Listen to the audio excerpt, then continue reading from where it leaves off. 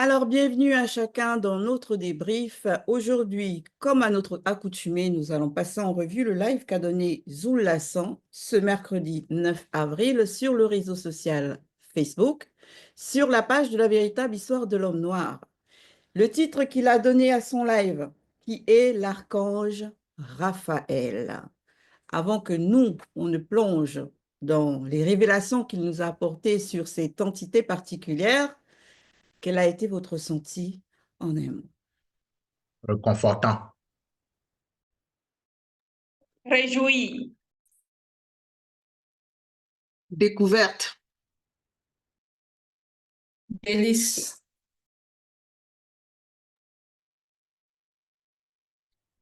Ravi. Stupéfaction. Ouverture. Éclairage.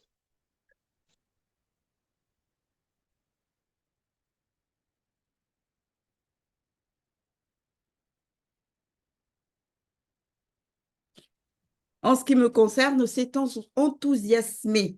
Pardon, on va y arriver. Donc, phase 1. La première apparition de Sunga. Ça, c'est son véritable nom. Bien sûr, Raphaël, dans le visible. Qu'avez-vous retenu de cette phase? Oui, merci.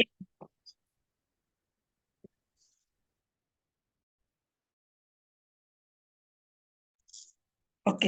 Merci, Ngengeti. Alors, sa première apparition, c'est le moment où Moto et Muto, c'est-à-dire le premier homme et la première femme, devaient quitter la réalité du visible. Et lors de ces lives, Zoulou Lassan nous a révélé, il nous a donné la signification de ce nom Sunga, qui veut dire révélation.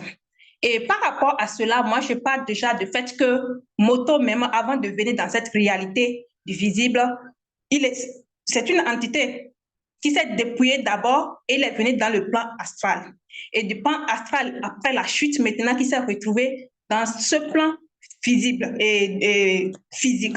Du coup, quitter cette réalité de la chute, c'est vraiment une forme de délivrance. Et c'est pareil également pour Moto. Lui, elle aussi qui a été manifestée dans le plan visible, dans le plan astral, où il y avait la sanctification absolue. Elle aussi, elle s'est retrouvée dans le plan physique. Donc, quitter toujours cette réalité, alors ça, c'est véritablement une forme de délivrance. Je parle bien, le véritable nom de cet archange Raphaël, c'est plutôt Sunga et non Raphaël. Et la signification, c'est révéler. C'est délivrance, c'est la délivrance, j'allais dire. Et cette délivrance-là s'est véritablement manifestée ici au moment où les deux ancêtres, Moto et Muto, ont quitté la réalité du visible. Merci. Et merci, Abiké. Oui, déjà, je voudrais m'arrêter dans les circonstances de l'apparition de Sunga. Et Zoulou Lassan nous a révélé qu'il n'était pas seul, mais comme c'est de lui qu'il s'agit, donc c'était dans la nuit. C'était dans la nuit et c'est précisé que c'est sous un grand baobab. Et ça m'a fait beaucoup réfléchir parce qu'à notre époque, on dit souvent qu'il ne faut pas rester sous, n'est-ce pas, les arbres, n'est-ce pas, dans la nuit parce que les arbres vont dégager, n'est-ce pas, ce qu'on appelle le CO2, le gaz carbonique. Mais ici, on comprend que, en fait, notre ancêtre, lui, il n'est pas soumis à cette, comment on appelle, à cette interprétation de cette époque, parce que eux, ils peuvent, n'est-ce pas, se retrouver dans la nuit sous un grand baobab. Et ça, c'est très important, n'est-ce pas, à souligner. Même avec, n'est-ce pas, la chute, il y avait cette pureté-là, n'est-ce pas, qui existait toujours dans l'Éden. Et ce qui aussi a retenu, n'est-ce pas, mon attention par rapport à ce que tu as dit, Abiké, par rapport à la signification de Sunga, c'est la délivrance. On peut se poser la question de savoir, mais la délivrance par rapport à quoi? On sait que beaucoup de choses se sont manifestées à la chute, n'est-ce pas? Et Moto et Moto, ils ont vu beaucoup de choses, la mort physique de l'agneau, la mort, n'est-ce pas, physique de Mudiwe, le châtiment et l'exil, n'est-ce pas, de leur fils Pongissé, la mort physique de Pongissé lui-même, ainsi de suite. Donc, c'est des choses quand même, n'est-ce pas, qu'ils ont vécues. Et quand ils se déplacent, n'est-ce pas, du visible pour aller dans le non-visible, c'est une forme, n'est-ce pas, de délivrance. C'est ce que j'ai pu comprendre aussi. Merci, Damien. À ta, à ta suite, bon, moi, ce qui m'a touché ici, premièrement, dans la phase 1, c'est la pluralité des entités qui est mentionnée. Parce que là, on nous parle de la nuit, de la traversée de nos patriarches, Moto et Moto. Et ici, on cite la pluralité d'entités qui étaient là, cette nuit-là, cette nuit de pleine lune-là. Il y a des Mabao, Ophanim, des Benon, Moussang et Sedi, Phoenix. Il y avait Songa, qu'ils ont renommé Raphaël, Gabriel, Uriel, Moye, Benin Goudi. Et moi, ça m'a marqué parce que c'est une très grande révélation. Pourquoi? Parce que si on prend la plupart de ceux qui se disent chrétiens et qu'on les demande comment s'appellent ceux qui se trouvent dans le ciel, ils vont tous dire anges. Et pour eux, ceux qui sont en enfer, c'est les démons. Parce que quoi? Parce que l'Église catholique est venue enseigner dans leur fausse doctrine. Et derrière, nous savons que ce sont les démons religieux qui sont là. Ils font croire aux gens qu'en fait, quand on parle du ciel, ou d'autres, parfois ils vont dire des cieux, en fait, on parle des anges. Pour eux, il n'y a que les anges. La preuve, même Mouta te dit, ils disent quoi? Ils disent l'ange de l'éternel. C'est-à-dire, pour eux, il n'y a que des anges dans le grand des choses. Et or, ici, nous voyons qu'il y a plusieurs espèces d'entités, en fait. Il y en a plusieurs de différentes races, de différentes intellections. Et c'est une très grande révélation. Donc, il faudrait que les gens comprennent qu'il y a plusieurs réalités dans le monde spirituel. Et quand on dit qu'il y a plusieurs réalités, ça veut dire que forcément, il y a plusieurs races. Oui, moi, pour ma part, ce qui m'a touché ici, c'est vraiment l'honneur de la continuité de ce que tu dis, Yves. C'est l'honneur qui a été manifesté à Moto et Muto ici, à Moto et Muto, lorsque par la manifestation justement de toutes ces entités-là, mais c'est la parole du Mutatedi qui m'a vraiment interpellée quand il dit hommes et femmes d'exception malgré la chute, en même temps qu'ils sont courageux. Moi, ça m'a énormément touchée parce que ils ont mené le combat dans leur existence et ils ont été, pour moi, par cette apparition-là, on les a honorés par rapport au combat qu'ils ont mené dans cette réalité du visible après la chute. Moi, je trouve ça comme une forme de, on va les féliciter. En fait, ça nous amène à toujours à nous encourager à avancer dans notre marche et à mener le bon combat de la foi. Et donc, le fait que ce sont Moutatedi, en l'occurrence, qui parle ici, en fait, qui leur dit qu'ils sont hommes et femmes d'exception. Moi, je trouve ça, on sait que c'est moto et moto, bien sûr, mais néanmoins, il y a cette félicitation, je vais dire ça comme ça, qui vient des entités du grand ordre des choses et beaucoup qui se manifestent et viennent leur manifester, on va dire, sous forme de témoignage là, d'honneur. Moi, je trouvais ça vraiment marquant, en tout cas pour ma part. Et ça fortifie et on va dire, ça augmente encore plus la foi en voyant ce genre d'apparition, ce genre comment on appelle ça, comment est-ce que je vais dire ça? De soutien, je vais dire ça comme ça, de la part des entités du grand ordre des choses, du verbe.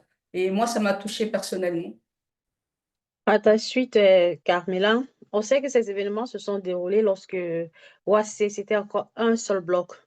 Donc, il n'y avait pas encore la dérive des fragments des continents, il n'y avait pas la présence des démons, comme il y a eu à une époque. Vraiment, il n'y avait même pas d'hybridation. Donc, c'était uniquement les Noirs qui dominaient la Terre à cette époque-là.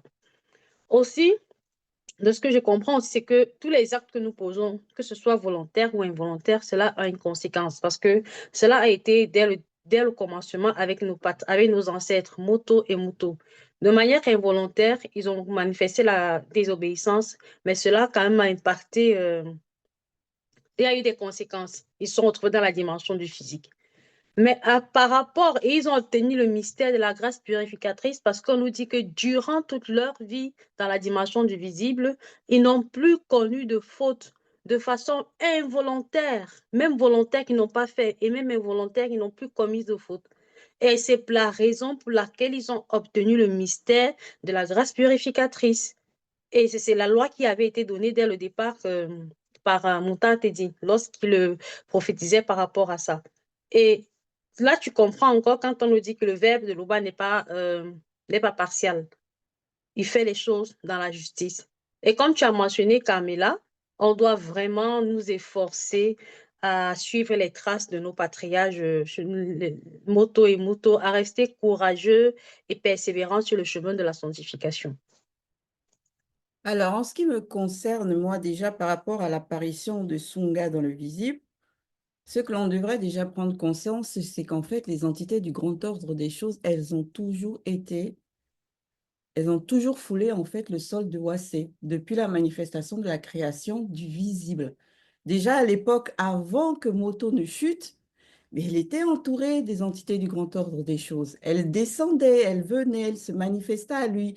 Quoique, on ne nous révèle pas précisément quel était le nom de ces entités-là, parce qu'en ce qui nous concerne, par exemple, ben, elle ne cherchait pas la gloire des hommes.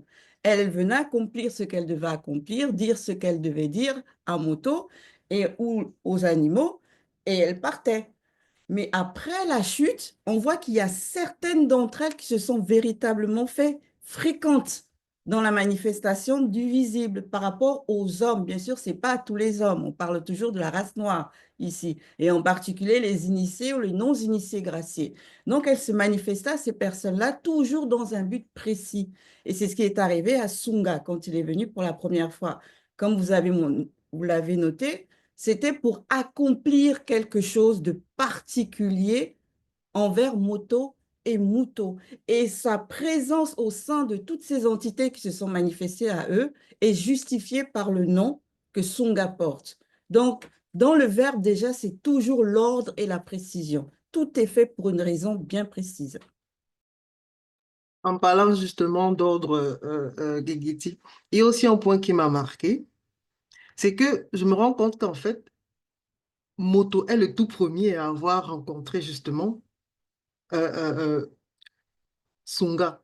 Et franchement, quand on dit Moto, il est le premier en tout, c'est dit que voilà, même le fait qu'il quitte du visible, et la présence de toutes ces entités-là, c'est quelque chose de merveilleux. C'est en cela encore qu'on dit le verbe est magnifique, précis, concis. Et tout ce que le verbe manifeste est au-delà de ce que l'on peut concevoir ou même imaginer. On parle ici, par exemple, quand Damien l'a mentionné, en parlant de la signification du nom de Sunga qui veut dire délivrer ou extirper, lorsque on comprend bien qu'au moment où Moto et Muto quittent le visible, il y avait déjà la chute, il y avait déjà des péchés commis. Donc, en plus de ce que Damien a cité, il était aussi mentionné, en fait, il y avait aussi, je crois, la polygamie de Mawala, vu qu'après le décès de Pongissé et du frère de Mawala, il s'est retrouvé là dans la polygamie à cause de cet acte-là. Et puis on comprend en fait que, waouh, tout ceci, c'est logique, mais l'état de la réalité du visible est déjà entacheté. Et c'est en cela que, ben, vu qu'on vient prendre, en fait, au moment où Moto et Muto quittent le visible, justement, Sunga, avec les autres entités qui l'accompagnent, viennent justement purifier, le nettoyer, ou fait du moins le... En fait, je vous laisse continuer. Oui, moi, ce que je pourrais déjà dire par rapport à cette phase, c'est que par rapport à ce qu'on a pu nous enseigner dans les fausses religions et consorts, euh, les entités spirituelles ne se manifestent pas pour rien. Là, on comprend clairement déjà avec juste le titre, la première apparition de Sunga dans le visible, qu'il y a une forme de, je dirais, de protocole que par rapport à ce qu'on a pu nous dire que les anges ils vont se manifester comme ça, ah j'ai vu un ange, comme banaliser je dirais ce procédé-là en faisant croire que c'était possible. Là, on comprend que quand les entités viennent, c'est pour des circonstances vraiment exceptionnelles, c'est pour des moments très importants, absolument rien à voir avec tout ce qu'on a pu entendre auparavant. Donc déjà, ça pose une base sur laquelle on peut vraiment bien s'appuyer, c'est que les entités spirituelles ne sont pas là pour rigoler, ne sont pas là pour jouer. Elles sont là pour accomplir des choses et pour manifester aussi, je dirais, marquer justement les moments importants, les moments clés qui peuvent y avoir dans le visible. Donc déjà, c'est ce que moi je peux retenir.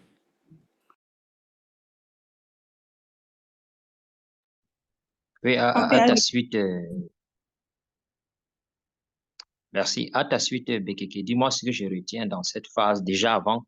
C'est avec Zulula qu'on a une connaissance éclairée des entités du grand ordre des choses. Avant cela, on ne savait pas qu'il y avait cette catégorie d'entités, à savoir les Sangwatuba, archanges, les Jopel les petits, les Ophanim. Donc, on voit que ici, Zulula nous a donné d'entrer par cette porte-là afin de comprendre mieux la constitution des êtres spirituels, des entités du grand ordre des choses.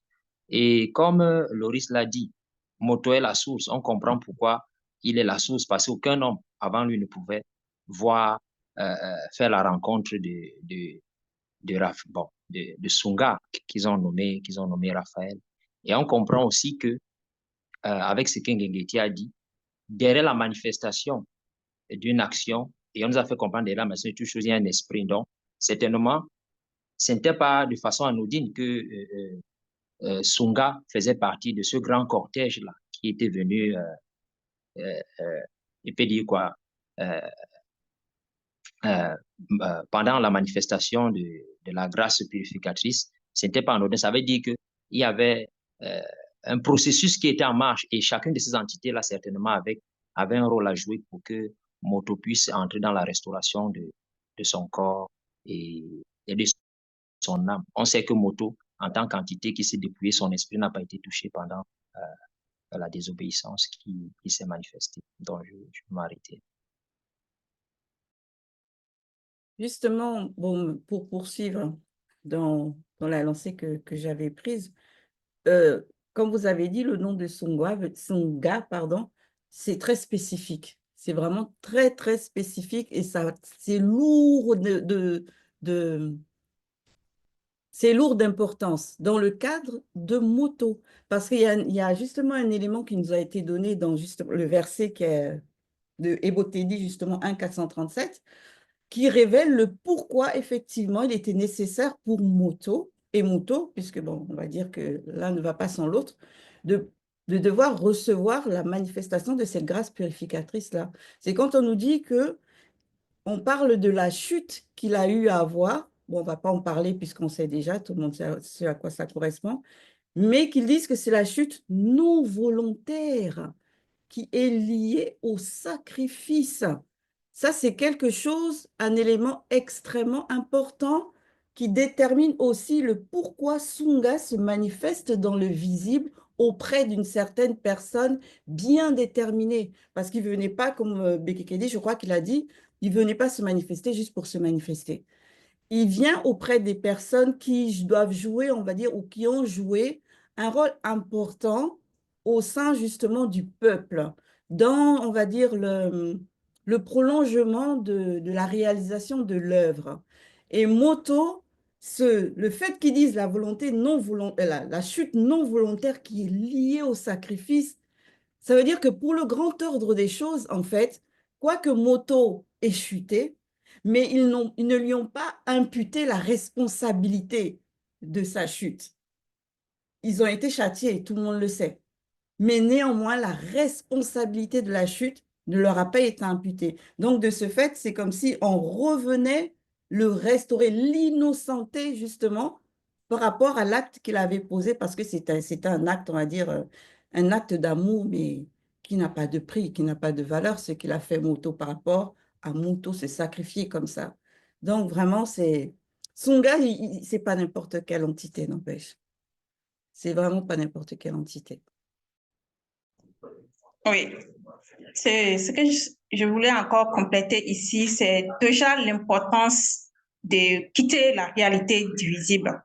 Surtout qu'on sait que c'est après la chute que la mort a existé. Mais ici, on sait que pour le cas de Moto et Moto, ils ont quitté la réalité divisible de la manière, de l'une des manières les plus meilleures, quoi. Ici, c'est qu'ils ont été enlevés. Mais après, nous avons eu les patriarches et les matriarches qui sont passés par la mort physique d'abord. Mais, bon, bien sûr, ils ne peuvent pas connaître la mort spirituelle. Ça, on est clair sur ça. Donc, ici, il faut savoir déjà l'importance de la mort. après la chute, vraiment, c'est quelque chose de très important qu'il faut aussi remarquer. Et c'est avec Zulu Lassan, justement, qu'on comprend cette importance-là.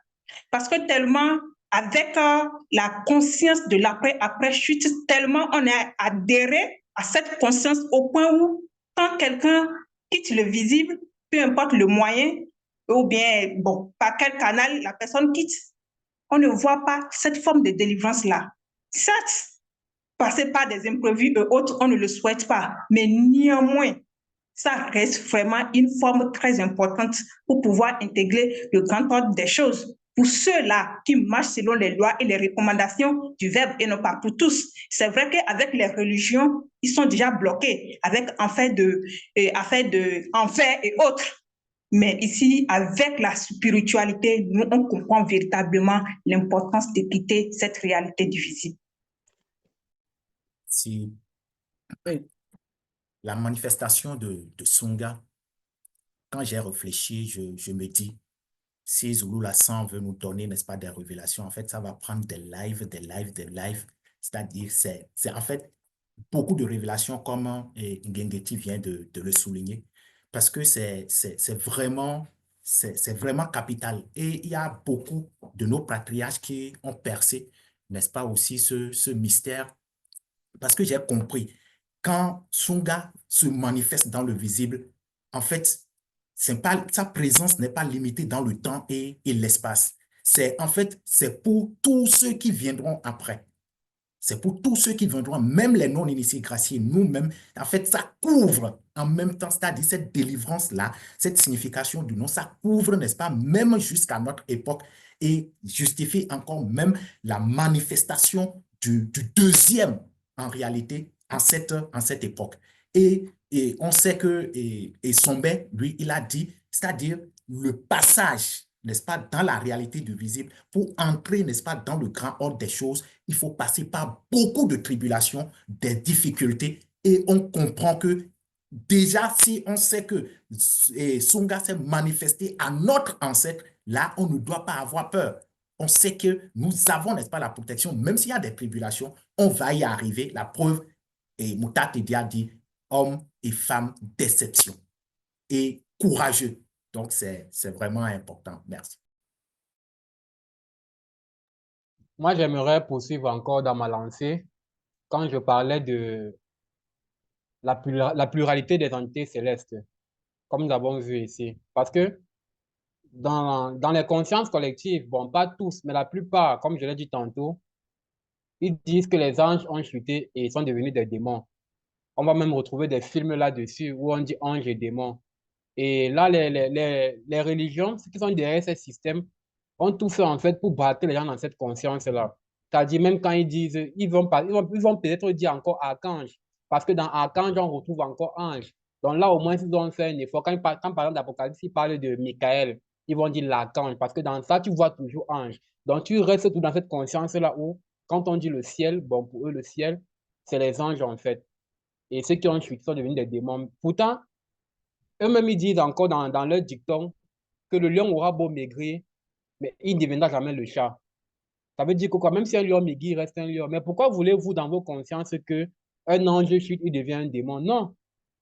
Les démons, c'est la progéniture des anges déchus du troisième ordre, comme nous l'a fait, comme nous l'a enseigné sur la sang. Il y a une distinction, il y a une différence. Quand on dit un président a perdu ses fonctions, on dit le président déchu. Donc, pour dire qu'il a perdu ses fonctions, il n'est plus au pouvoir. Donc, il faudrait vraiment que j'insiste aussi parce que c'est vraiment très important. Parce que les gens sont dans cette ignorance-là, il faudrait qu'ils sortent de là. Il y a plusieurs types d'entités célestes. Il n'y a pas que les anges. Et un ange n'est pas un démon. Oui. Une chose aussi importante que j'ai dénotée dans cette phase 1 là, c'est que ces entités qui se sont manifestées, c'est après la chute. Elles se sont manifestées à Moto et Moto, c'est après la chute. Et on sait que la réalité d'après la chute, là, c'est une réalité qui n'est pas selon la manifestation de la volonté de l'Oba par son verbe. Donc, en gros, c'est une réalité de la mort. La vie, elle a été extirpée au moment où, justement, Moto a chuté. On peut dire que la vie est extirpée de cette manière. Mais eux, ces entités, quand elles viennent dans ce visible-là de la chute, On nous montre ici qu'elle domine sur cette mort-là. Parce qu'elle, elle y pénètre, elle rentre, et quand elle rentre, et particulièrement Sunga, parce que bon, c'est de lui dont on parle aujourd'hui, mais les autres entités aussi, on peut dire qu'elles ont ce pouvoir-là, mais particulièrement Sunga, par son nom, on comprend que lui, ben, il domine réellement aussi sur la mort, qu'importe la facette que la mort peut avoir, que ce soit la maladie, que ce soit, qu'importe. Lui, quand il vient, il purifie ça en lui-même et il t'extirpe de ça. Et du coup, mince, mais Sunga, en fait, c'est vraiment une entité, surtout pour ceux qui ont chuté ou qui vivent des difficultés à cause de la faute et du péché. C'est vraiment une entité qui est particulière. Non, elle est vraiment, on va dire, on ne peut pas passer outre, quoi, quand elle doit se manifester. Et ça, c'est un point qui est vraiment important à retenir aussi par rapport à Sunga. Oui, moi, Je peux aussi ajouter. Vas-y, Carmela. merci beaucoup.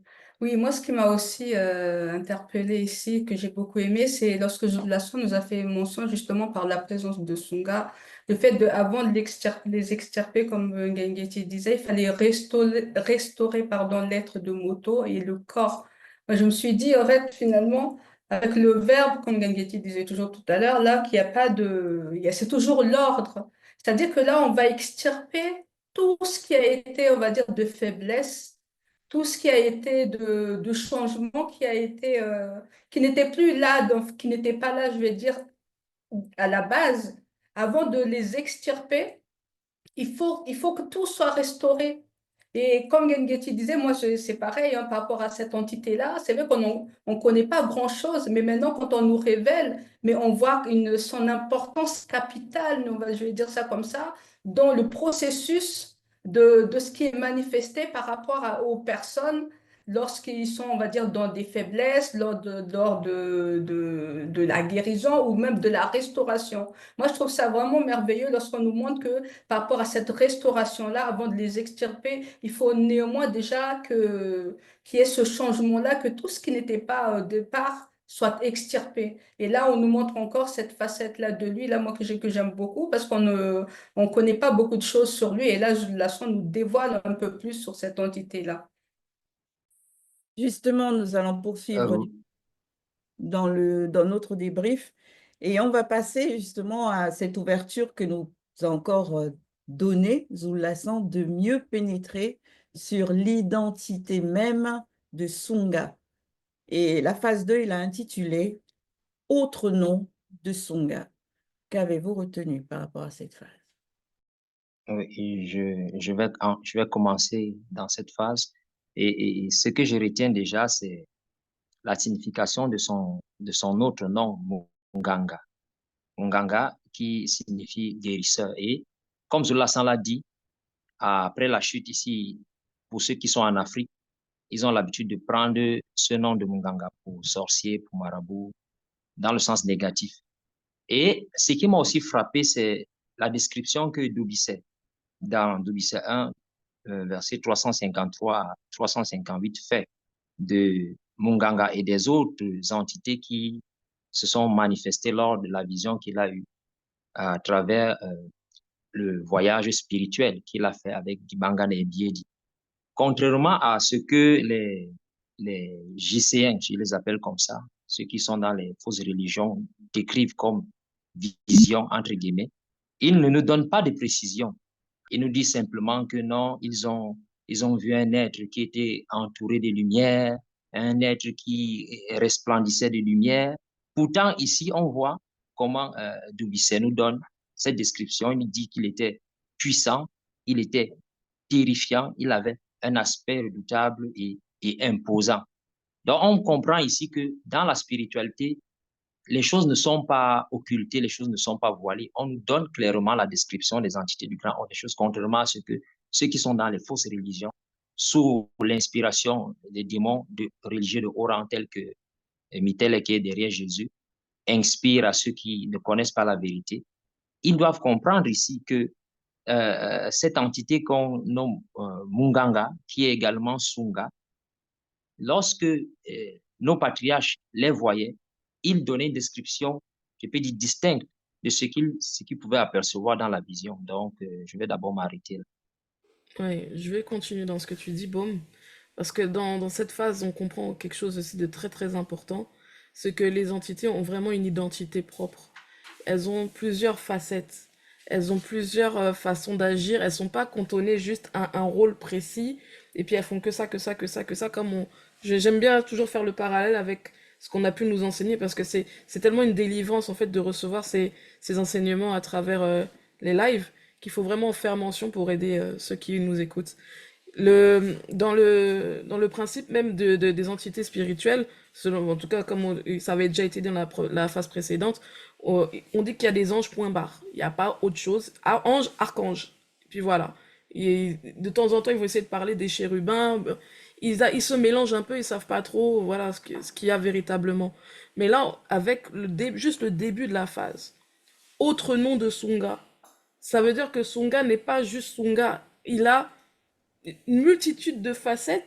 Là, on en a connu, on va dire, 2, mais il y en a d'autres, certainement, qu'on va peut-être découvrir si Loba par son verbe le permet, mais pour dire que, de la même façon qu'on va dire qu'une personne dans le visible a plusieurs facettes, c'est normal, je dirais, qu'une entité en ait davantage par rapport à ses missions, aux différentes missions, ou par rapport à ce qu'elle a à manifester. Et donc, ça montre que chaque entité est différente, chaque entité a son identité. On ne peut pas dire qu'un ange est un ange, que chacun se vaut. Non, il y a une marque différente pour chacun. C'est extraordinaire, cette diversité, en fait. Oui, Effectivement, effectivement.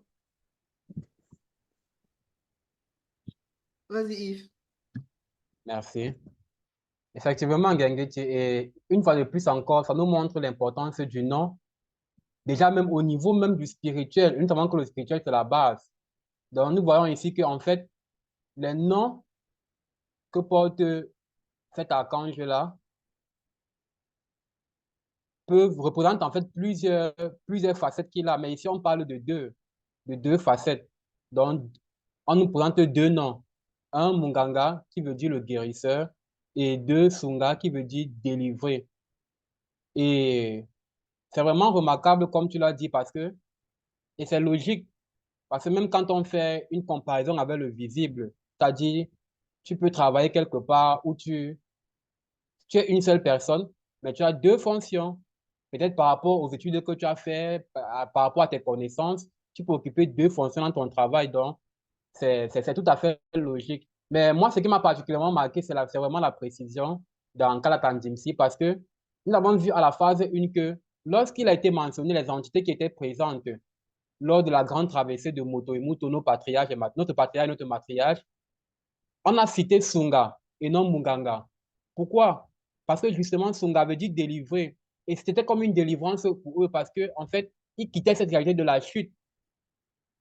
Donc, vraiment, c'est la précision. On n'a pas dit Munganga était là, mais on a dit Sunga. Donc, délivrer. La délivrance. On les a délivrés, en fait. Donc, vraiment, la spiritualité, c'est vraiment la précision.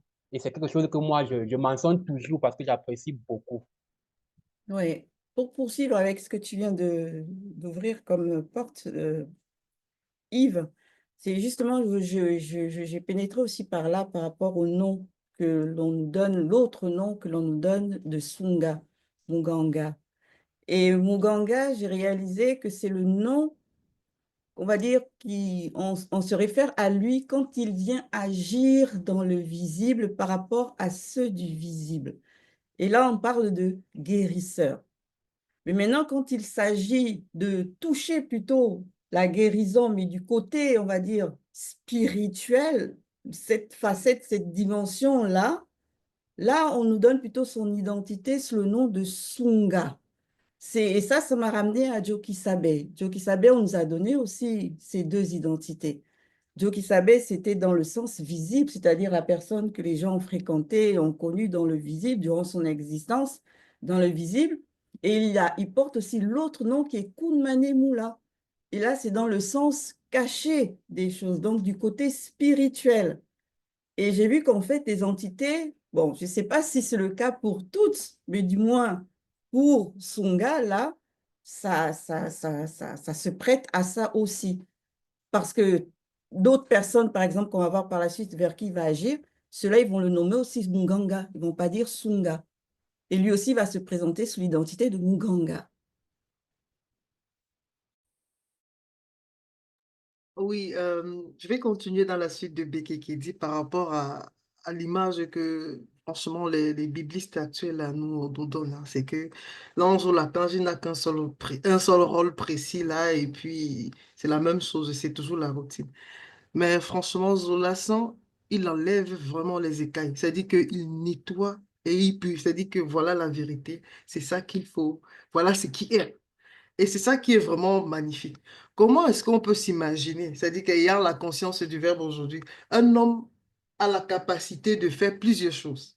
Franchement, un homme, hein, il a la capacité de, je ne sais pas, d'être charpentier, d'être électricien, c'est-à-dire qu'il a plusieurs facettes. Que ce soit, voilà. Mais on ose imaginer que les entités du grand ordre des choses, ils en ont une seule facette. C'est, il n'y a que Zola pour attirer l'attention dans ce sens-là. Parce qu'on se dit toujours que, bon, ok, si c'est Moudima Beko qui se dit, il ne fait que le châtiment, ce n'est que sa tâche là-bas et puis c'est tout, quoi. Oh, mais au travers de ce live, Zola nous montre clairement que, ah non, non seulement l'homme, il a plusieurs facettes, à plus forte raison, les entités du grand ordre des choses, ils en ont, mais alors une panoplie de facettes qu'on ne peut concevoir. Et ce qu'on nous présente, c'est ce que nous, on doit savoir. Et c'est au moment où ils ont agi de manière précise et dans le visible. Et c'est ça qui est vraiment magnifique. Franchement, je remercie encore Zoulasan justement pour cet éclairage, quoi. Par Oui, la suite, vas-y. merci Abike. À ta suite, Loris, donc là, Dubicel nous révèle que l'entité connue sur le nom de Sunga est la même connue sur le nom de Munganga. Et on a bien vu que ça signifiait guérisseur, extirper la malédiction, délivrer. Et dans cette phase, Zulu Lassan, il a dit une expression qui m'a marqué. Il a dit cette entité, il a parlé de soigner l'ignorance. Ah, ça, c'est une expression vraiment qui m'a beaucoup marqué. Et c'est quand j'ai commencé à écouter les enseignements de Zulu Lassan que j'ai compris que j'étais malade. Et la maladie dont je souffrais, c'était l'ignorance. Et quand on parle d'ignorance, c'est croire aux choses illogiques, croire même que quelqu'un peut se transformer en objet, en animal. Vraiment, croire que Jésus, celui qu'on appelle Jésus, a réellement existé, ou bien qu'il est le sauveur du peuple noir, passer son temps avec les croix, avec les chaînes sur le cou en disant que oui, tu pries, tu fais des neuvaines à Saint-Michel-Archange, à Raphaël. Vraiment, ça, c'est l'ignorance, c'est une maladie. Elle est destructive. Et là, déjà, et pour pouvoir, et le processus de guérison commence quand tu te rends compte, quand tu acceptes réellement qu'effectivement, je suis malade. J'ignorais que j'étais malade. On m'a révélé que je suis malade. Et il faut que je puisse maintenant guérir. Et la guérison, c'est sortir de l'ignorance en quelque sorte. Et la grâce m'a été manifestée. J'ai compris que j'étais malade. Et voilà, je suis en train de, au fur et à mesure que le temps passe à la réalité du visible, je sors de cette ignorance-là. Je me soigne de tous ces hérésies-là, ces hérésies que j'ai crues auparavant, donc, que j'ai inculpées, on va dire quoi, que j'ai entretenues depuis ma naissance. Mais aujourd'hui, on a cette possibilité-là. Toutes les personnes qui reçoivent aussi l'enseignement de Zulu Lassan, peu importe le canal, peu importe, il faut comprendre aussi que accepte que tu es ignorant et tu te laisses soigner Temps par... de parole. Merci. J'ai continué d'entendre, c'est surtout que tu as fait une belle ouverture par rapport à mon intervention, de ce que je voulais pointer de doigt. Tu as parlé de l'ignorance. Oui, l'ignorance. Ici, on a vu que Sunga, il a plusieurs facettes. Il y a Muganga. Mais parlant de l'ignorance dont tu as pointé de doigt, en ce qui concerne surtout les religions, particulièrement le christianisme, eux, ils vont parler de les dieux, qui soit disant créateur, mais qui en même temps a aussi une autre facette. C'est Jésus, quand il vient sur terre, il devient le Fils et en même temps, il est le Saint-Esprit. Ça, c'est ce qu'on appelle anomalie.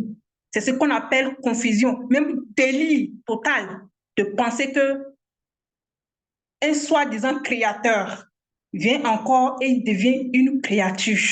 Mais ça n'a pas de sens. Et s'il ne s'agit pas de ça ici, ici, c'est la même entité-là qui a ces facettes-là, ces aspects. Et c'est ça même la vérité. Alors, je continue aussi en ce qui concerne la réalité indescriptible dont notre patriarche Dubicet a mentionné. Dans la vérité, comment tu peux interpréter les écrits? C'est juste pas possible parce qu'on te ferme la porte aux interprétations. Ici, il te dit que cette réalité-là, c'est inimaginable. Mais toi, tu vas venir pour dire que là-bas, il y a des arbres. La voie est bien tracée. C'est de l'or, comme les chrétiens le font dans leurs visions. Mais arrêtez un peu. Ici, on est dans la vérité. La sincérité et la précision priment. C'est très important. Oui. Et Zulu Lassan a bien précisé, n'est-ce pas, dans la phase 2 que c'est plusieurs Bassangwa Tumba qui étaient apparus à notre patriarche Dubicet et qui priaient. Mais ce qui m'a marqué, c'est que parmi ces Bassangwa Tumba, il lui a été permis de pénétrer une autre facette de Sunga Muganga. Là, j'ai compris encore que véritablement, Dubicet, il porte vraiment son nom parce que c'est un initié. Zulu Lassan nous a déjà dit, en fait, c'est les entités qui décident de ce que, en fait, l'initié ou tel patriarche va pénétrer. Et on voit, n'est-ce pas, cela ici encore. Et ce qui m'a marqué, comme Daniel l'avait dit aussi, ce n'est même pas seulement de l'ignorance. Zulu Lassan a précisé qu'on soigne aussi de la désobéissance, on soigne de la malédiction. C'est en fait quand on voit, n'est-ce pas, la manifestation, on l'a déjà dit au niveau, n'est-ce pas, de son premier Nonsunga. C'est-à-dire, cette manifestation, c'est en même temps une grâce pour nous. C'est une grâce pour nous parce que on a besoin véritablement d'être soigné. On a besoin véritablement d'être soigné. Et pour, n'est-ce pas, se soigner, il faut se laisser soigner aussi. Donc, quand tu vas chez le médecin, il ne faut pas se recroqueviller sur toi-même. Donc, il faut laisser, n'est-ce pas, qu'on te soigne. C'est pour cela que Zulu Lassan dit, venez comme une paille. On va écrire, n'est-ce pas, sur vous. Et c'est ce que nous comprenons qu'il faut faire.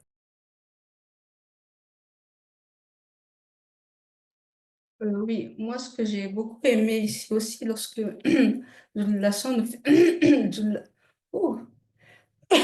Lasson nous fait mention que même lorsque Munganga il va intervenir, ce n'est pas toujours, comme on l'a dit tout à l'heure, dans le désordre. Ça veut dire qu'il y a même un processus, je vais dire ça comme ça. Déjà, il nous a appris que avant qu'on te sauve, il faut déjà qu'il y ait quelque chose qui se manifeste avant. C'est-à-dire qu'on va déjà te soigner, comme vous avez fait mention, de l'ignorance, de la mort spirituelle. En fait, ça nous montre encore même par rapport à notre marche, ce n'est pas dans le désordre. C'est-à-dire qu'il faut déjà voir où se trouve la faille, même pour nous, hein, par rapport comme avec notre corps, comme Damien disait, par rapport même quand on va se faire soigner, il faut déjà savoir où pointer, c'est quoi qu'il faut soigner. Et moi, ça, j'aime beaucoup parce que là, on nous montre que pour être sauvé, déjà, il faut déjà savoir sur quoi, je veux dire, si je prends par rapport à nous, sur quoi tu dois travailler. On va te donner les armes, et pour ça, déjà, pour pouvoir utiliser les bonnes armes, il faut déjà que tu saches où l'utiliser et comment l'utiliser et sur quoi l'utiliser. Et moi, j'ai beaucoup aimé cette partie-là aussi parce que c'est toujours dans l'ordre avec le verbe on te soigne et maintenant on va te sauver. Il y a toujours ce processus-là, il n'agit pas dans le désordre et en plus on nous fait mention en fonction de ces deux facettes en tant que Munganga et en même temps en tant que Sunga. Moi je trouve ça vraiment remarquable comment on nous montre, on nous détaille les choses pour toujours prendre cela, l'utiliser même dans notre marche, même comme je le disais tout à l'heure, l'utiliser comment déjà identifier nos problèmes et maintenant travailler là-dessus, quoi. Moi, je l'ai vu comme ça, en tout cas, par rapport à nous, par rapport à notre marche. Ouais. Ce que j'aimerais ajouter aussi dans cette phase-là, c'est que on a eu à faire beaucoup de débriefs par rapport aux entités. Et il y a quelque chose qui revient souvent, c'est qu'on nous fait comprendre que leur aspect est redoutable, imposant, euh, très puissant. On ressent vraiment qu'ils sont terrifiants même par rapport à ce qu'ils représentent en tant qu'entité. Et par rapport à toujours cet état de déconstruction, hein, que moi je perçois, c'est-à-dire par rapport aux idées qu'on peut avoir des entités, généralement, dans les films, dans les séries, etc., ils veulent présenter les entités spirituelles comme ils sont comme ça, ils sont gentils, ils sont mignons avec des traits tout doux, comme si on peut les approcher facilement parce qu'ils manifestent l'amour sur leurs traits. On a l'impression que oui, c'est comme ça qu'ils sont. Mais en fait, c'est faux. Et c'est ça qui berne en fait beaucoup de personnes, c'est qu'ils vont s'arrêter sur ce physique-là de gentil, de mimi, voilà, des traits tout doux. Alors qu'en vrai, non, les entités, elles sont terrifiantes, non pas qu'elles sont méchantes, c'est pas ça du tout. C'est qu'elles dégagent une puissance terrible qui fait pâlir en fait l'homme du visible qui n'est pas vraiment conscient, qui n'a pas atteint l'unification de ces trois êtres. C'est que c'est pas supportable. Parce qu'ils sont puissants et c'est logique.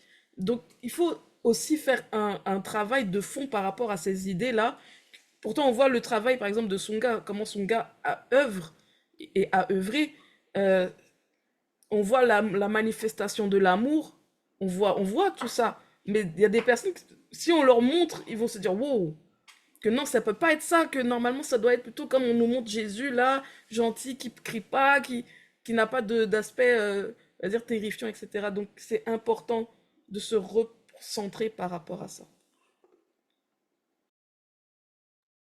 On peut rajouter.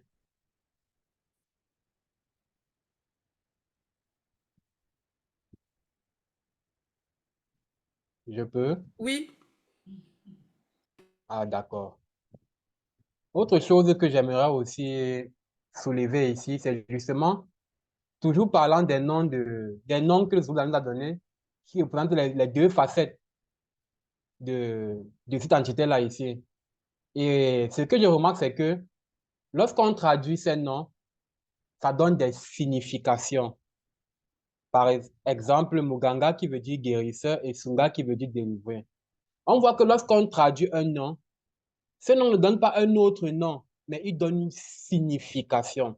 Et là, moi, je m'interroge vraiment sur comment ces biblistes-là, déjà un coup, c'est traduit d'après les textes originaux hébreux et grecs, mais après encore, quand ils vont vouloir faire des références, ils vont dire d'après la langue latine, d'après le latin, on disait tel. Finalement, qu'est-ce que la référence? C'est l'hébreu ou le grec ou le latin.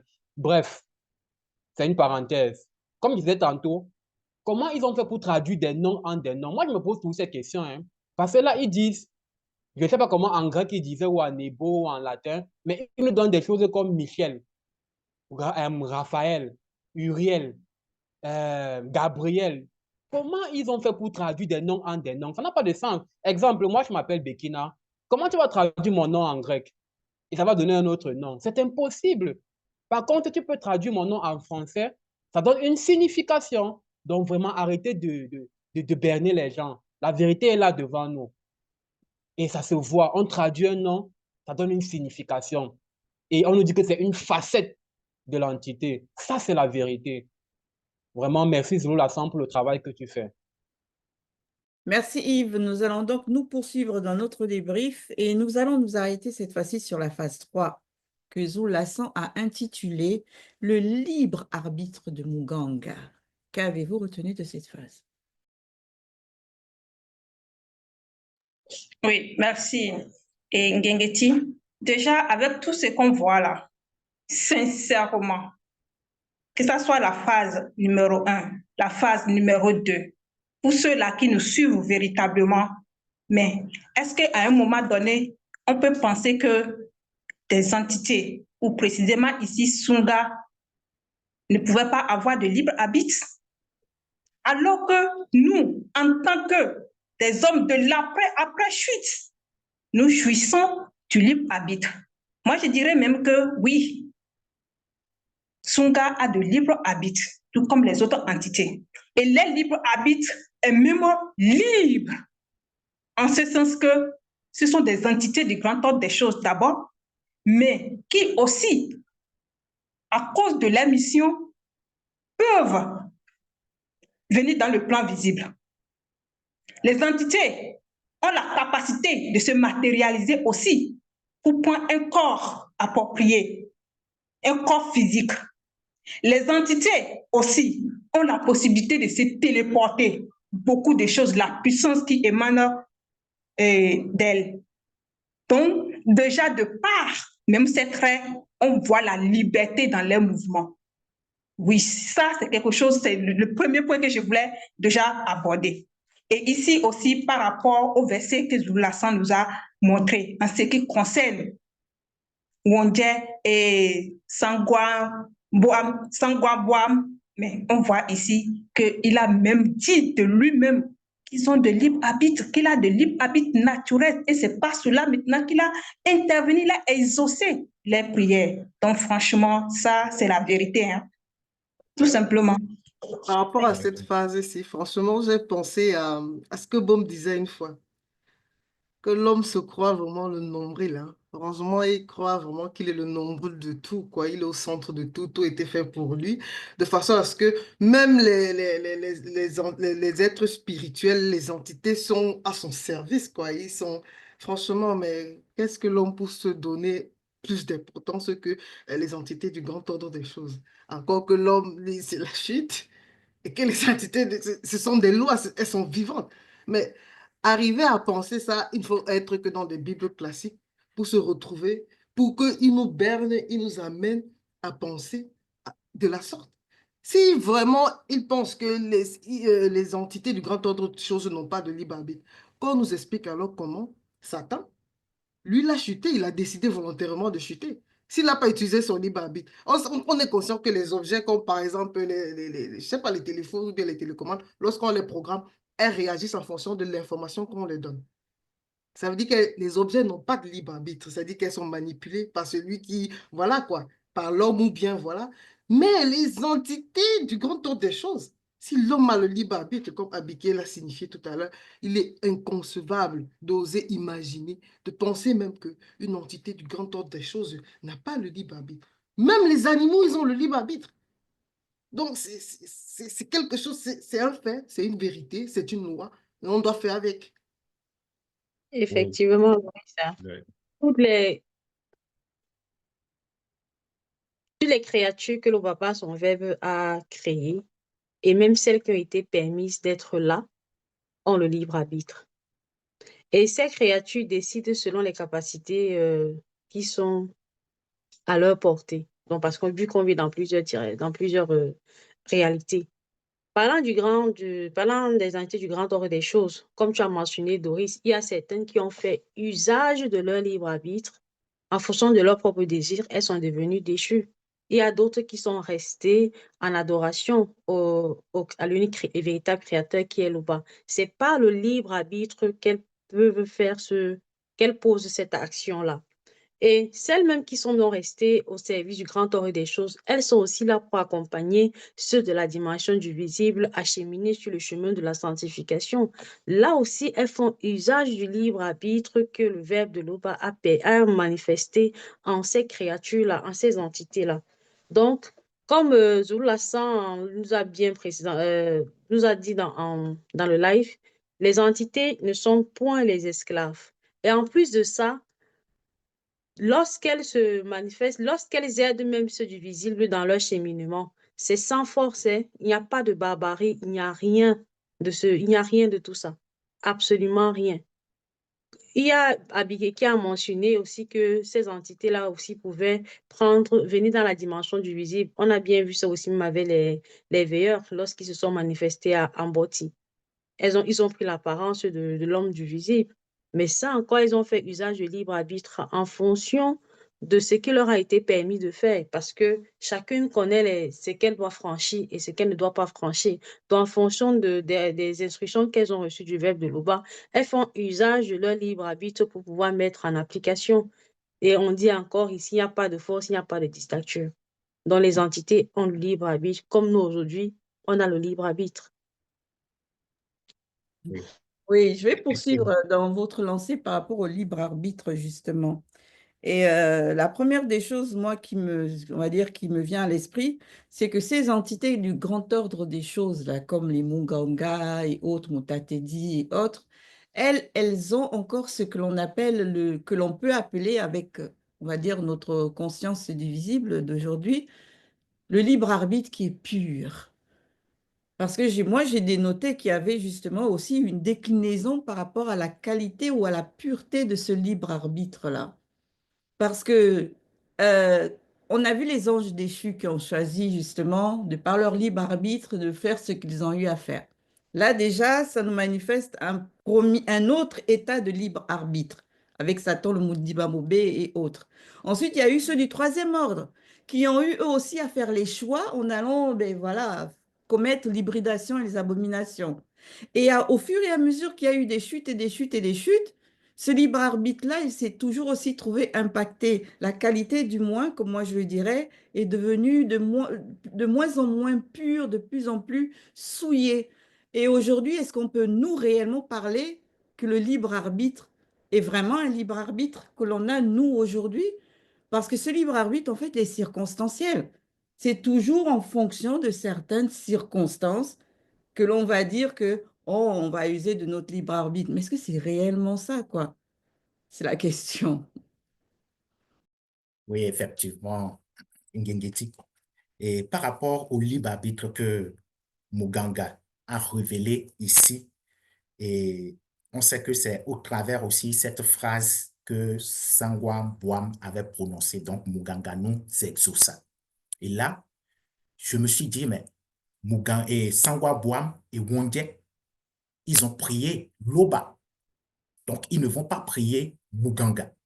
Donc, ce libre arbitre montre encore que Loba vit inexplicablement hors de toute réalité et même au-delà de la non-existence. Loba n'agit pas directement. Donc, en fait, et c'est là Zulu Lassan a précisé, et ça m'a encore, comme tu viens de le dire, Ngengeti, c'est-à-dire ça amène à réfléchir encore sur le mystère du libre arbitre. Le libre arbitre, c'est-à-dire, c'est ça qui donne encore de se soumettre au verbe. C'est ça qui donne de se soumettre au verbe. Donc, le libre arbitre réellement, c'est vraiment, c'est-à-dire, c'est obéir en étant conscient du contraire qu'est la désobéissance en réalité. Mais on comprend véritablement mal ce libre arbitre aujourd'hui où on pense que non, c'est en fait, on peut faire ce qu'on veut. Non, en réalité. Le libre arbitre, c'est manifesté. En fait, c'est un pouvoir également. C'est une grâce en réalité pour que nous puissions obéir tout en étant conscients qu'il y a le contraire. Et la seule chose qui peut nous amener à le faire, c'est l'amour en réalité. C'est l'amour. Et dans ta Ouais, continuité, attention. Damien, il n'y a pas d'amour sans liberté. Là, je m'adresse un peu à ces gens-là qui s'appellent témoins de Jéhovah, qui dans leur fausse Bible là vont dire que les anges sont les esclaves de Dieu. Et eux-mêmes, ils se nomment esclaves de Dieu. Pourtant, ce même Dieu-là condamné l'esclavage, le soi-disant esclavage du peuple Israël en Égypte. Et cette histoire-là, elle figure même dans leur Bible, dans leur fausse Bible. Donc, vraiment, les religieux sont dans une très grande confusion. C'est ce qu'on comprend encore ici. Ils disent une chose, ils disent le contraire. Ils disent que Dieu est amour, mais en même temps, ils disent que Dieu a des esclaves. Mais il n'y a pas d'amour sans liberté. Si tu as un partenaire ou une partenaire, que vous êtes en couple, mais si une personne se sent offusquée dans la relation, toujours surveillée, mais elle va appeler ça de l'amour, au contraire, ça va l'effrayer que, mais à quel genre de partenaire ai-je affaire? Il me prive de ma liberté. C'est pas ça de l'amour. Donc, bref, c'est une parenthèse. Pour dire quoi? Il n'y a pas d'amour sans liberté. Et ici, ce qui est remarquable, c'est que dans cette liberté-là, justement, mais une liberté avec sagesse, comme l'a mentionné Damien, ce n'est pas une liberté folle où tu vas faire ce que tu veux, non. C'est dans la sagesse. Dans ce libre arbitre, nous voyons que les entités ont même le pouvoir d'exaucer les prières. Et ça, c'est une très grande révélation. Moi, déjà, je ne le savais pas jusqu'à aujourd'hui. C'est là que je l'ai su. Et on comprend pourquoi vraiment des gens sont dans les religions, ils prient, mais leur prière n'est pas exaucée. Parce que justement, vous n'êtes pas dans la fréquence. Vous priez qui? Vous priez la Vierge Marie, Sainte Marie, Mère de Dieu. Vous priez Jésus. Il n'existe pas. C'est des faux noms inventés. C'est pourquoi vous ne captez pas les fréquences. Oh, ici, Wondje et la fille de Ibaka ont capté la pression la fréquence dans leur prière parce que justement, eux, ils connaissent la spiritualité authentique. Donc, ils s'adressent, ils prient, ils font des prières conscientes. Donc, vraiment, il faudrait que les gens comprennent et sortent de l'ignorance. Ouais, à ta suite, Yves.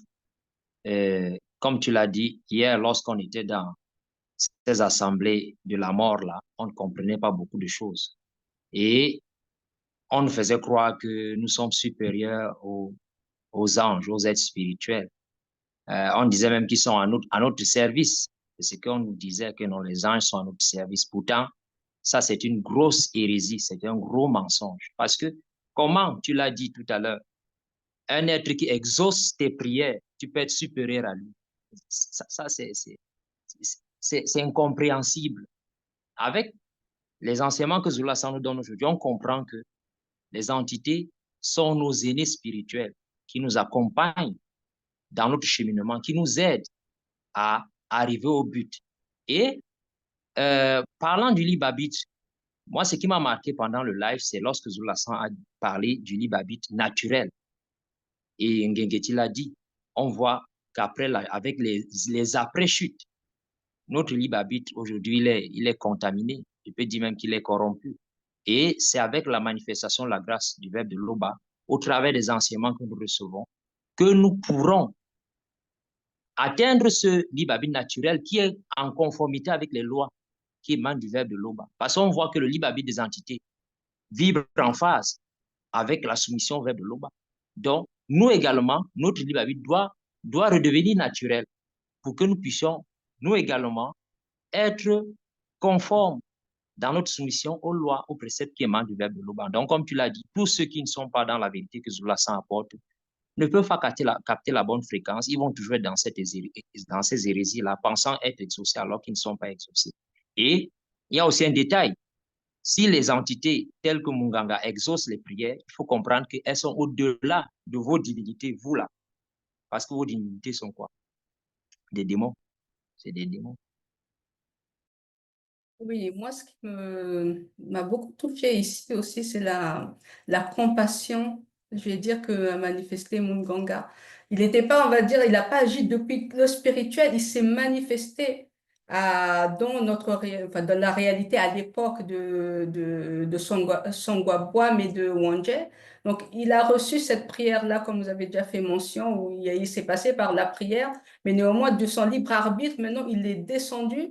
Il a cheminé avec Nyingene, tout ça, mais il n'a pas agi. Moi, je trouve ça vraiment, quelque chose que moi, cette partie-là de Sangwabin, moi, je trouve ça quelque chose vraiment qui me touche énormément parce que là, c'est pas juste Dieu pris le grand ordre des choses. C'est-à-dire que là, il s'est manifesté, il a cheminé, il a agi. Et moi, je trouvais ça comme une forme si je peux utiliser ce terme, comme une forme de resserrement de lien, si je peux utiliser ce terme-là, entre les créatures de cette réalité du visible et les entités du grand ordre des choses. Ça veut dire qu'il y a toujours ce lien-là, ils n'abandonnent pas. Moi, c'est dans on va dire, la manière comment il avait agi, le fait qu'il agisse là, il vient pour guérir. Déjà, il a manifesté cet amour, cette compassion et il veille par rapport à ceux, parce qu'on sait bon, que c'est un veilleur entre autres par rapport à ses facettes, mais néanmoins, là, on nous montre que voilà, il est descendu, il a agi. Moi, je trouvais ça comme une manière comme un rapprochement entre les créatures de la réalité du visible et les entités du grand ordre des choses. Et ça, on n'a pas vu beaucoup. On a vu que Mutatedi avait, à l'époque de Sango, tout ça et tout. Mais là, c'est d'une autre manière. Et là, c'est par rapport à la guérison, parce qu'on a vu que le patriarche et la matriarche, elles étaient dans des combats vraiment, vraiment difficiles. Et là, il y a toujours cet amour, là, ce soutien, cette compassion. Et ça, ça. En tout cas, moi, je trouve que ça fortifie énormément. Oui.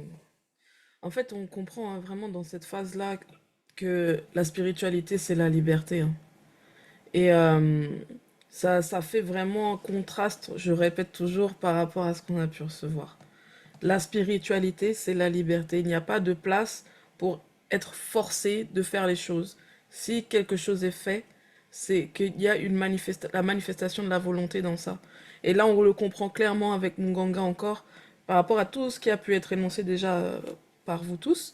on comprend qu'il a cette liberté d'agir. Et ça change déjà complètement la conception de tout ce qu'on a pu appeler ange, etc. C'est que lui, il décide s'il veut faire, s'il ne veut pas faire, il fait pas.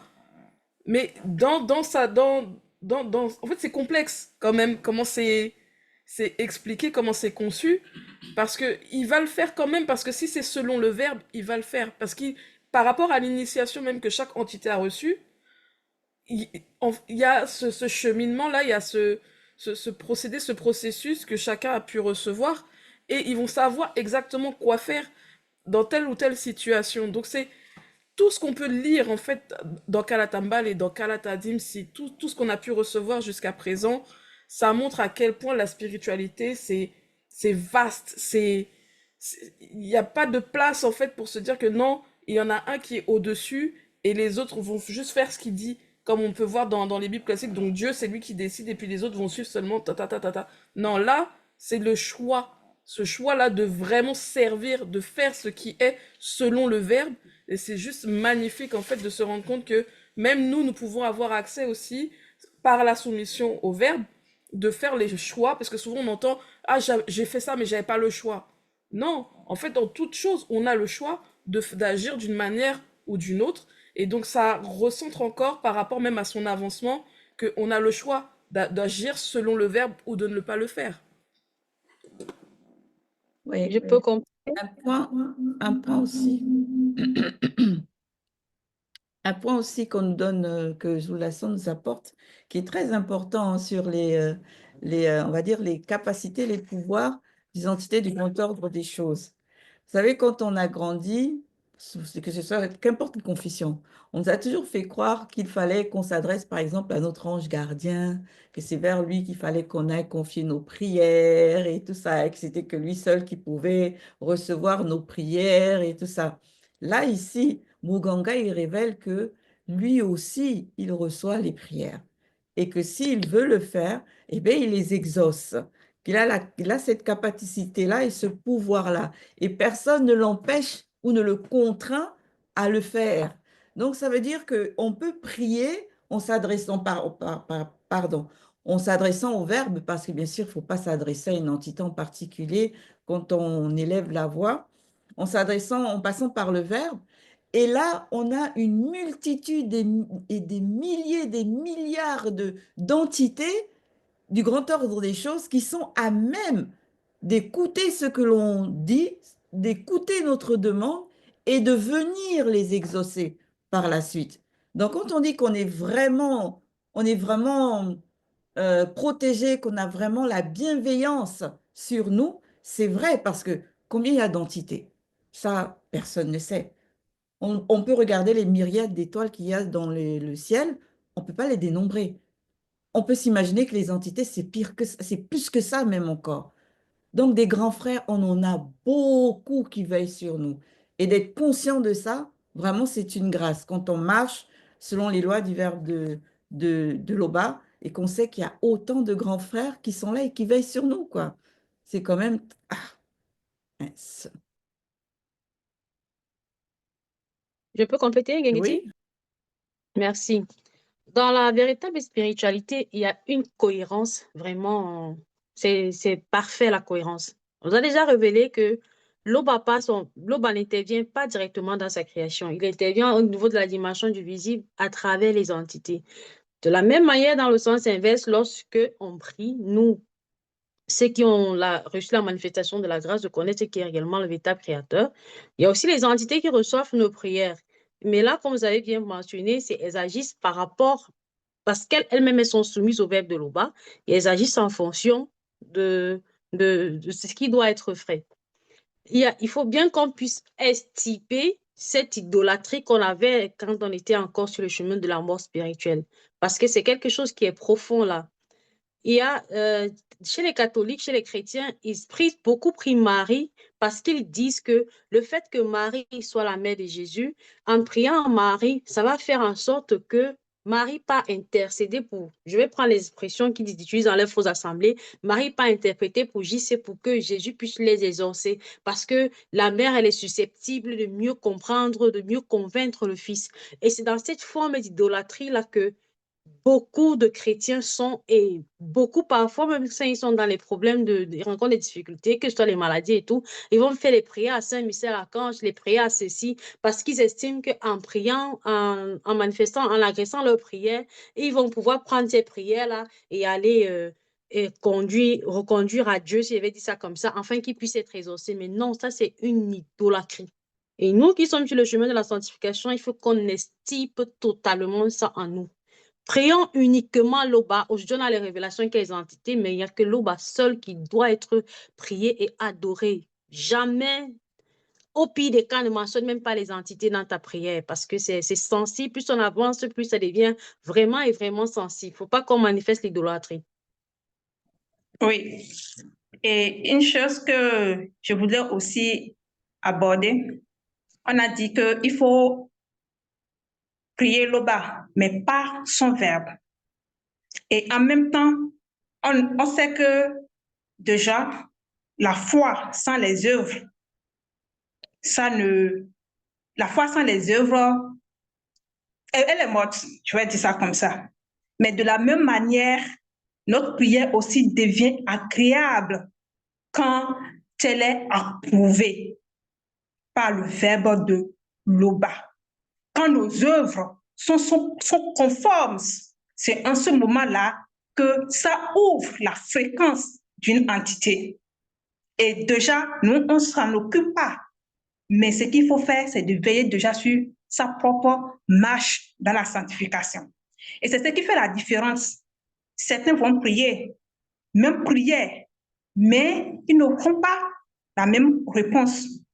Pas parce que le spirituel n'est pas prêt à exaucer, mais tout simplement parce que les œuvres ne sont pas conformes à ce qu'on nous demande.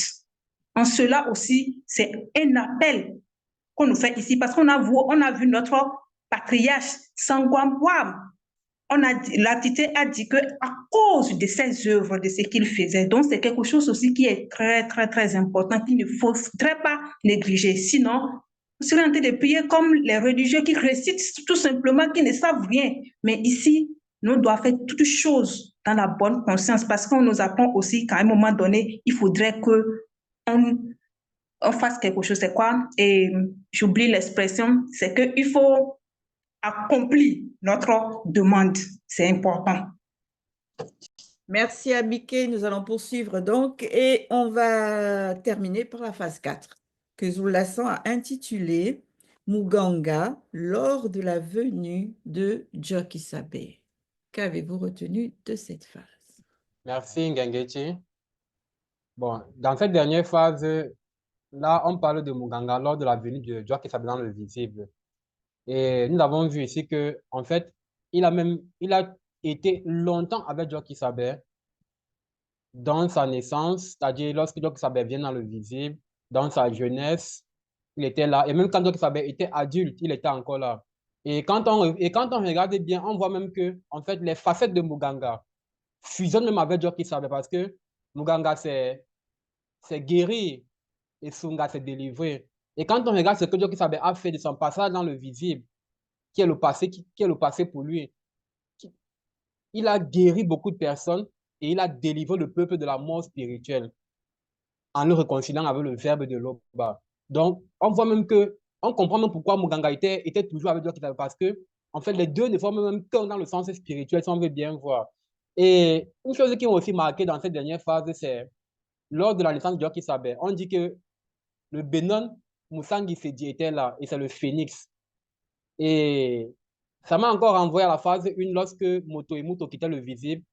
Le phénix était encore là. Bon, là, on parle du phénix dans le sens spirituel. Et là, moi, je dis à tous ces gens qui vont dire que la colombe est sainte, elle est précieuse, c'est l'oiseau précieux. Non. Il y a le phénix qui est plus que la colombe. Le phénix a été enlevé. Il est un être spirituel. Donc, quand les biblistes là viennent vous tromper parce qu'ils veulent cacher une nature de Mythélète qui est derrière le personnage de Jésus, vraiment, il faut sortir de l'ignorance.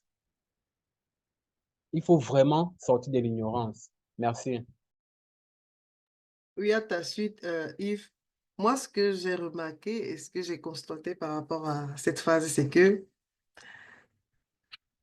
Munganga, il a plusieurs casquettes, si je peux utiliser le mot, parce que il était là pendant la consécration, il était là durant, c'est-à-dire que l'initiation, il était là pendant l'intronisation, la guérison, et même quand Eyume, en fait, elle a eu en vision qu'elle quittait le visible. Maintenant, lorsque j'observe cela, on se dit, waouh, on comprend en fait que les entités du grand ordre des choses, bien qu'elles portent des noms précis et qu'elles ont des rôles, ça ne les empêche pas de pouvoir agir dans d'autres domaines. Un peu comme Mouta dit, on sait que c'est l'entité qui guide et qui intronise, mais il a la capacité de purifier, il a la capacité de châtier aussi. Et ça, on l'a vu dans certains versets. Et c'est en cela encore qu'on dit le verbe, il est précis. Le verbe ne se contredit pas. C'est pour ça qu'on comprend que les entités du grand ordre des choses, ils font un. Ils font, c'est-à-dire qu'ils ont une conscience collective dans laquelle l'un ne peut pas contredire l'autre ou vice-versa. Ça ne veut pas dire que parce que Mugaga, qui est censé être seulement guéri et délivré, qui se retrouve par exemple à initier, que c'est pour autant qu'il contredit ou bien il se trouve à la tâche de Mutatedi. C'est ça qui est vraiment, c'est ça qui est quand même mystérieux et agréable. C'est justement là où Zula, il vient nous éclairer et mettre les points sur les i, les bas sur les t pour nous clarifier en fait l'unité et la conscience collective dans le grand ordre des choses. C'est justement ce que j'allais aborder. Tu introduis bien mon intervention, Loris. Parce qu'on avait déjà eu à faire un débrief par rapport à Benen Goudi. Donc, on avait déjà eu à toucher justement ces moments, je dirais, clés lors de la venue de Joki Sabe. Et justement, c'est l'unification. Les entités se sont manifestées ensemble pendant ces moments-là.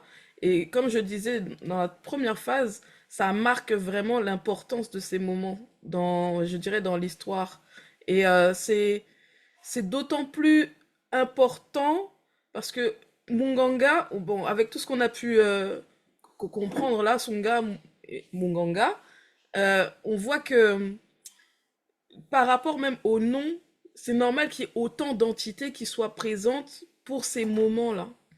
Donc il y a vraiment un sens très très fort, très profond. Je ne vais pas rentrer parce que ça va être long, mais si on prend le temps de regarder chaque entité qui était présente, puisque maintenant on a reçu cette initiation en comprenant la définition, enfin la signification du nom, on va comprendre vraiment ce qui s'est passé spirituellement à chacun de ces moments qui sont clés.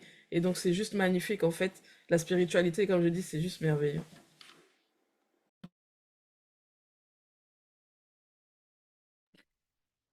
Justement, en parlant Oui, du moment clé que Bekekedi a touché, on constate, c'est vrai que toujours en restant, en se concentrant, on va dire, hein, sur Muganga, on constate que par rapport à l'existence de Joe Kisabe, comme je crois que c'est Yves qui a touché ce point, il est toujours là à des moments bien précis, tout le temps. Il est là, il se manifeste à des moments bien précis. Et c'est pareil aussi dans l'existence, on va dire, de nos patriarches et matriarches.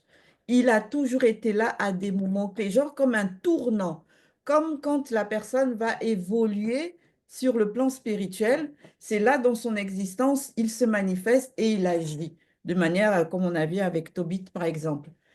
C'est c'est dingue, c'est comme si sa présence, en fait, dans l'existence d'une personne, permet d'extirper toutes les anomalies, que ce soit visible ou non visible, hein. Parce il agit sur les deux plans quand il est auprès d'une personne. Il va agir sur le plan physique, mais en tant que Sunga aussi, spirituellement parlant, il agit aussi. Et on le voit avec son intervention justement par rapport au démon qui, on va dire, qui possédait la future femme de Tobit. Elle était là physiquement, mais derrière, il y avait un combat spirituel qui était en train de se faire. Et on nous le relate justement dans les rouleaux. Et enfin bref, je sais même pas, je trouve même pas les mots pour décrire en fait cette étendue-là, comme a dit Loris, de capacité, de pouvoir qu'ont les entités du grand ordre des choses, quoi. On veut toujours juste les restreindre à certaines choses, mais en fait, non. Rien que par leur présence, ils agissent sur plusieurs plans.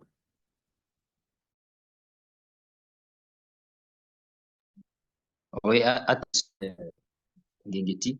On comprend aussi ici que, comme tu l'as dit, Munganga et la plupart des entités qui constituent le cortège qui était à l'origine lors de la manifestation de la grâce purificatrice de Moto et Muto sont là lors des événements marquants, comme tu l'as dit. On a vu lors du départ de Yume, lors de la circoncision de Joki Sabe, lors de son intronisation. Et on voit même que pendant son initiation, comme il l'a précisé, ils étaient toujours là pour l'initier. Mais ce qui m'a marqué et qui a encore touché mon intellect, c'est lorsque Zulu Lassan a parlé de, je peux dire, de la grandeur des entités du grand ordre des choses. Lorsqu'il descend, il a dit que ces entités inclinent les cieux visibles et il nous fait comprendre qu'elles sont même plus grandes que les multivers. Donc, ça nous amène à comprendre, comme tu l'as dit là, que lorsque nous marchons sur le chemin de la sanctification, ces aînés-là sont là, bien qu'on ne les voit pas physiquement. Et sachons que nous n'avons pas à craindre, ils sont au-delà des multivers, ça veut dire qu'ils sont immenses, ils ont une puissance grandiose, majestueuse. Je ne sais même pas, le vocabulaire ne peut pas réellement décrire la puissance que dégagent Munganga et les autres entités qui sont là pour ceux qui veulent marcher selon les lois, les préceptes, les recommandations du Verbe de Dieu. Et moi, ce que j'ai aussi aimé ici, c'est lorsque il est intervenu à l'époque de Yume, lorsqu'il s'était manifesté et tout ça. Donc, ça nous montre que vraiment, comme on dit depuis tout à l'heure, en fait, ils ne sont pas bloqués. C'est-à-dire qu'ils agissent vraiment. Et là, on voit que dans différentes époques, il était là. Et là, on voit un moment bien précis aussi. Comme tu as dit, Baume, lorsqu'il y a eu Moto et Muto ont reçu la manifestation de la grâce purificatrice. On va dire que moi, je voyais comme une forme de la même chose parce qu'on voit là, il y a des entités qui vont se manifester, les Bamololoma, Bakombidi de Eyume, mais après, lui, il va être là encore. Il y a Mutatedi, il y a toujours cette. Moi, au départ, je disais cet honneur-là. C'est-à-dire que là, la finalité ici, moi, je vois toujours cet honneur-là par rapport au combat que vraiment les patriarches, les matriarches les ont menés. En fait, le grand ordre des choses voit réellement. On n'a pas besoin de, voilà, est-ce que les autres, ils vont voir, je fais tel acte et tous les autres, ils vont voir. Est-ce que, en fait, non. Les entités du grand ordre des choses, le Verbe, il voit. Et moi, je me dis qu'en fait, au final, c'est suffisant. C'est-à-dire que ce que le bas et tout, il va manifester, il faut juste agir, rester dans l'obéissance, agir selon le verbe, avancer. Et le verbe, on voit depuis tout à l'heure dans plusieurs phases comment même Munganga nous a donné la révélation par rapport à Sangwa Bwam, quand il avait agi, comment il voit en fait. Et moi, je trouve ça, la finalité par rapport à Yume, on va encore honorer notre matriarche et ils vont venir témoigner encore ça. Et ça, je trouve ça vraiment merveilleux, encore une fois, comme je le disais, par rapport à Moto et Muto. Et là, au final et tout, on nous montre encore la même chose, en fait. De vraiment demeurer, moi je dirais, de demeurer dans la fidélité et vraiment agir selon le verbe. C'est ce que j'ai retenu, moi, par rapport à cette partie-là où ils se sont manifestés par rapport à Yume. Merci. Attends, Daniel, s'il te plaît, si tu permets. Il faut que je parle selon la vérité par rapport au nom des patriarches. Tout à l'heure, j'ai dit Tobit par rapport au fils de Sangwa Bwam, qui en fait c'est Tobi dans la Bible classique, puisque le père et le fils avaient pratiquement le même nom. Le père c'est Tobit, le fils c'est Tobi. Maintenant, selon la vérité, c'est Nyengene pour le fils, le mari de Wonje, et Sangwa Bwam pour le père. C'était vraiment important que je donne cette précision-là, puisqu'on parle selon la vérité. Merci, Ngengeti. Je vais entrer juste une parenthèse par rapport à ce que Mbom il a fait mention concernant la grandeur des entités du grand ordre et des choses lorsqu'elles se sont manifestées. Elles ont incliné les cieux. Je me suis posé la question, est-ce que quand on parle des cieux, est-ce que le fait d'incliner les cieux, c'est au moment où ils entrent dans Massima, où c'est la planète Terre, vu qu'on sait qu'on nous a un peu révélé c'était quoi la Terre? Bon, ça serait un peu une interrogation et je ferme la parenthèse concernant ça. Zulu Lassan nous a déjà révélé que pour estiper les démons d'une personne, il faut connaître l'espèce de démon auquel il appartient, être initié et mandaté pour le faire. Et on voit que, parlant de ce cas, là, en fait, il s'agissait de Dieu qui savait. On sait que c'est le premier de toute la création. Il sait qu'il est réellement dans la... Il sait qu'il est effectivement, par rapport au visible, il a respecté toutes les étapes qui se doivent se faire dans la réalité du visible pour pouvoir euh, recevoir l'initiation, être intronisé comme on a vu précédemment. La femme de Dalé, elle a fait l'action de demander et sa demande a été accordée et elle a reçu la délivrance sous le regard perçant de Munganga.